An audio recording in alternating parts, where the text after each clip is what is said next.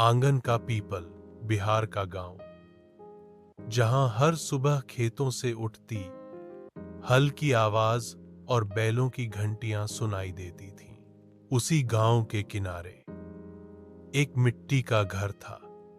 घर के आंगन में खड़ा था एक पुराना पीपल का पेड़, जिसकी छांव में बैठकर गौरी और उसकी माई सुनैना देवी सपने देखा करती थीं। गौरी के पिता का देहांत जल्दी हो गया था।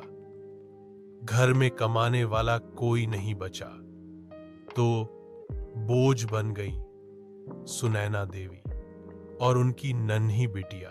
लेकिन सुनैना कहती थी, गौरी, चाहे हालात जैसे भी हों, तोहार पढ़ाई ना रुकनी चाहिए।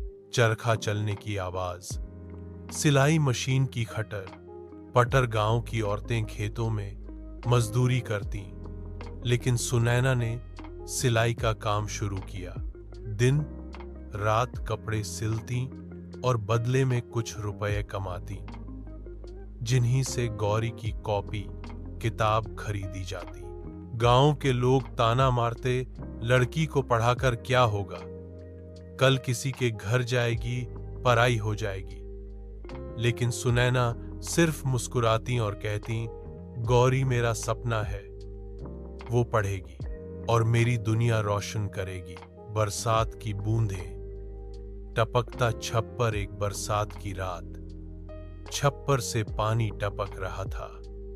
सुनैना ने टूटी हुई बाल्टी लगाई और बुदबुदाई, हे भगवान, हम तो सह लेंगे, पर मेरी बेटी को ये दुख मत देना। गौरी उस रात अपनी मां के पास आकर बोली, मां, तुम क्यों इतना कष्ट उठाती हो? मैं पढ़ाई छोड़ देती हूं, खेतों में काम कर लूंगी। सुनैना ने उसका चेहरा पकड़कर कहा, नहीं बेटी, गरीबी हमको तोड़ सकती है, लेकिन तेरे सपनों को नहीं। तू पढ़, बस पढ़। ट्रेन की सीटी, स्टेशन का माहौल, वक्त बीतता गया। गौरी ने 10वीं की परीक्षा अच्छे अंकों से पास की। अब उसे शहर जाकर कॉलेज में दाखिला लेना था। स्टेशन पर सुनैना ने अपनी पुरानी चुनरी से आंसू पोंछे और बेटी का हाथ थामकर बोली, गौरी, जा, आगे बढ़, माई के लिए नहीं, अपने लिए जी। गौरी रोते रोते बोली, मां, मैं जल्दी लौटूंगी, नौकरी करूंगी और तुम्हें सुख दूंगी। ट्रेन चली गई और सुनैना का दिल खाली हो गया। घर का सन्नाटा, सूनी चौखट पर हवा का शोर। गांव के लोग कहते, बिटिया चली गई, अब बुढ़िया कैसे जिएगी?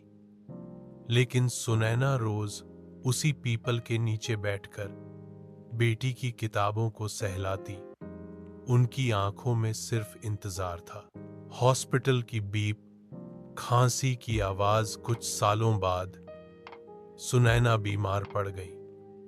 शरीर टूट गया था, लेकिन आंखें अब भी बेटी के आने की राह देख रही थीं।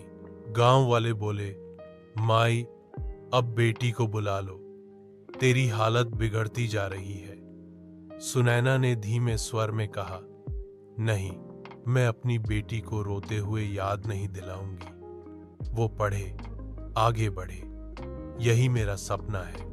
अचानक चुप्पी, फिर पक्षियों की चहचहाहट। कुछ ही दिनों में सुनैना ने इस दुनिया को अलविदा कह दिया। उनकी आखिरी सांसें पीपल के नीचे ही थमी।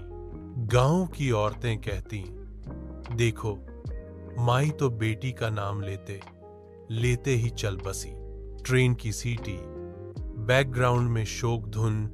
जब गौरी गांव लौटी तो दरवाजे पर मां की तस्वीर लगी थी। उसने तस्वीर को सीने से लगाया और फूट फूट कर रो पड़ी। वो आंगन का पीपल, जहां मां हर रोज बेटी का इंतजार करती थी, अब भी खड़ा था।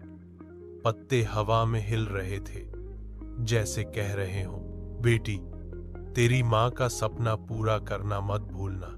आज भी जब गांव के बच्चे पीपल के नीचे खेलते हैं, तो औरतें कहती हैं, यहीं तो सावित्री बैठती थी, अपनी बेटी की राह देखते देखते गौरी ने पढ़ाई पूरी की, नौकरी पाई, लेकिन उसके दिल में हमेशा एक खालीपन रहा। वो खालीपन उस माई का था जिसने अपनी सारी उम्र बेटी की मुस्कान के लिए कुर्बान कर दी। माँ बाप की दुआ और त्याग से बढ़कर इस धरती पर कुछ भी नहीं। कभी उन्हें अकेला मत छोड़ना, वरना आंगन का पीपल भी गवाही देगा कि इंतजार कितना दर्दनाक होता है।